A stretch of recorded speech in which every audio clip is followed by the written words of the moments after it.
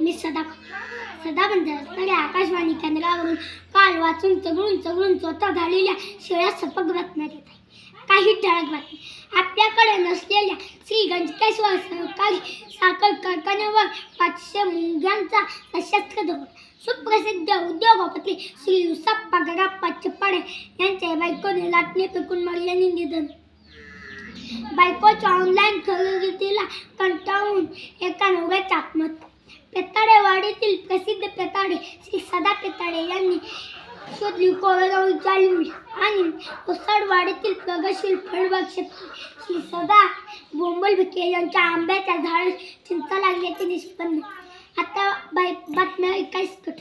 आपल्याकडे नसलेल्या श्री गंजकेश्वर सहकारी साखर कारखान्यात काल पहाटे वॉचमन साखर धोक्यात असताना कारखान्याच्या गरम बॉयलरवरून गुपचूप 500 मुंग्यांनी सशस्त्र प्रवेश कारखान्यात केला व साखरेची तब्बल 5000 पोती रातोरात लंपास केली.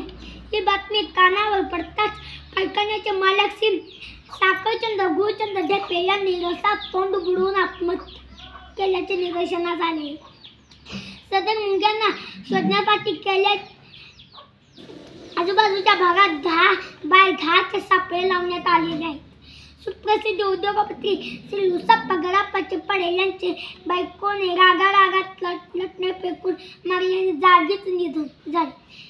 श्री चिपाडे यांचा टरपाले फुकून शेंगदाणे विकण्याचा व उसाच्या चुलट्यापासून बर्फ्या बनवण्याचा मोठा व्यवसाय होता.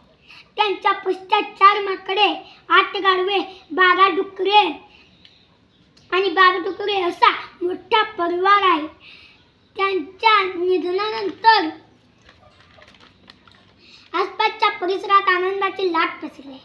बायकोच्या ऑनलाईन खरेदीला कंटाळून कर्जबाजारी झालेल्या कंगालवाडीतील एका तरुणाने भिताडाला डोक्यातून आत्महत्या केल्याचे निदर्शनास आले.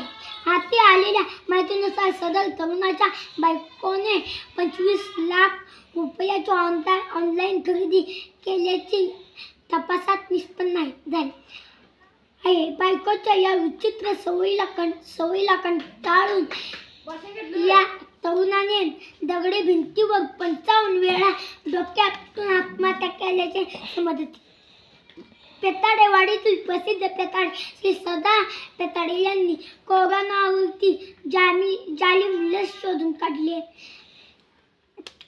त्यांनी सांगितलेल्या माहितीनुसार 2 किलो कारले, 2 किलो धोत्र्याचे बी, 2 लिटर गावठी दारू हे सर्व वस्त्रगाळ न करता एका दणक्यात पिल्याने कोरोना 80 तुपात घालून ढुंगणाला पाय लावून पळून जात असल्याचे त्यांनी सांगितले. नुकताच हा उपाय ऐकून 5 जणांनी जागीच त्याचा घासून जीव दिल्याचे बातमी निदर्शनास आले.